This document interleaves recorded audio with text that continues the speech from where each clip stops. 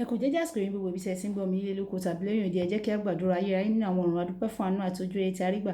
Àdúpẹ́ tí ẹ mú wa láyé, mú wa láyé tó dára. Ọ̀pọ̀ ọjọ́ rọ̀ lẹ fi mú o, ṣùgbọ́n ẹ jẹ́ ká rí ọjọ́rú mìíràn nínú oṣù ìkẹjọ.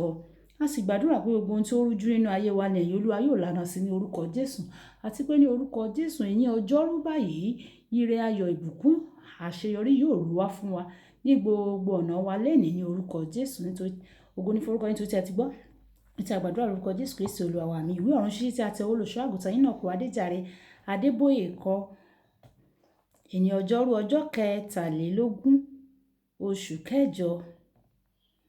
Àkòrí tí a ó gbéyẹ̀wò sọ wípé ìbùkún àtòkè wá ní ó ní ìlàkalẹ̀. Ìbùkún àtòkè wá ó ní ìlàkalẹ̀. Nígbà tí a ó mú àkọ́sórí wa nínú ìwé Genesis orí ìkẹrìndínlọ́gbọ̀n ẹsẹ̀ ìkẹrin àti ìkarùn.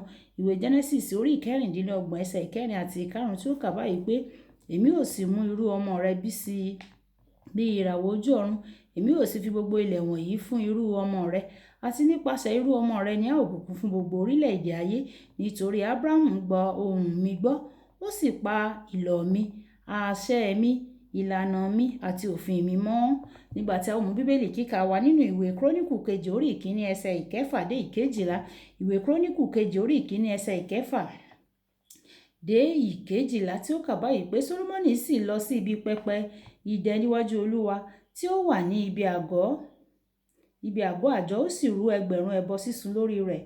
Ní òru náà ni Olúwa fi ara hàn Sólómọ́nì, ó sì wí fún un pé béèrè ohun tí èmi yóò fi fún ọ o. Sólómọ́nì sì wí fún Olúwa pé ìwọ ti fi àánú ńlá hàn fún bàbá mi, ó sì ti mú mi jọba ní ipò rẹ̀.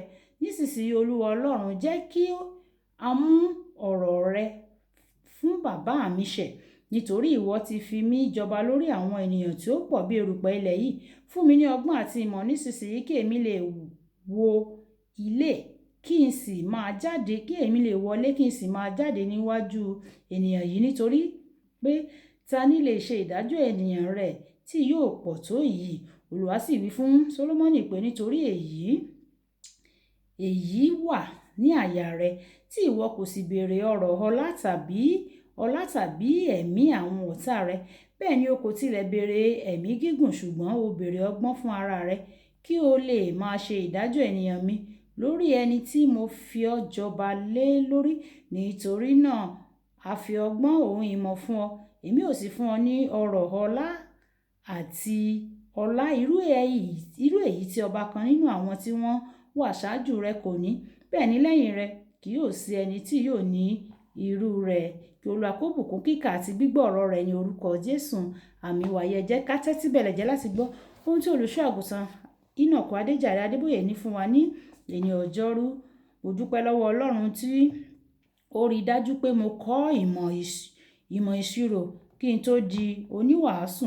Gbogbo onímọ̀ ìṣirò mọ̀ pé fọ́múlà kọ̀ọ̀kan láti ṣiṣẹ́, àwọn àlàkalẹ̀ kan gbọ́dọ̀ pé bí o bá mú ìlàkalẹ̀ Ọlọ́run ṣẹ, ohun tí kò ṣeé fún àwọn ìyókù yóò ṣe é fún ọ.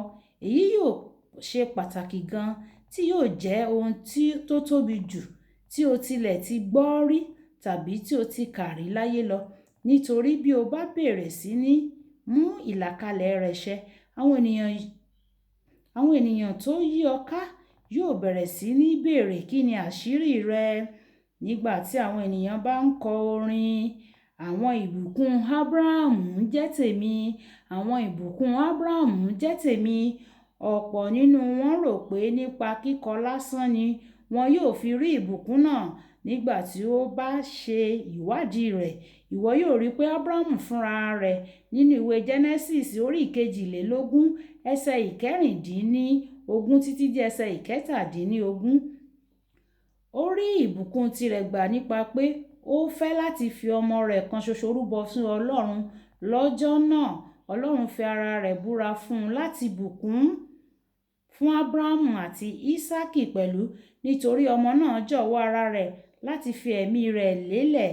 Nígbà tí Ísákì fẹ́ gbé ìbùkún náà sílẹ̀, ó fún ọmọ tí ó gbé oúnjẹ tí ó fẹ́ràn jù wá fún un. Ìwé Genesis orí ìkẹtàdínlọ́gbọ̀n ẹsẹ̀ ìkíní títí dé ẹsẹ̀ ìkọkàndínlọ́gbọ̀n.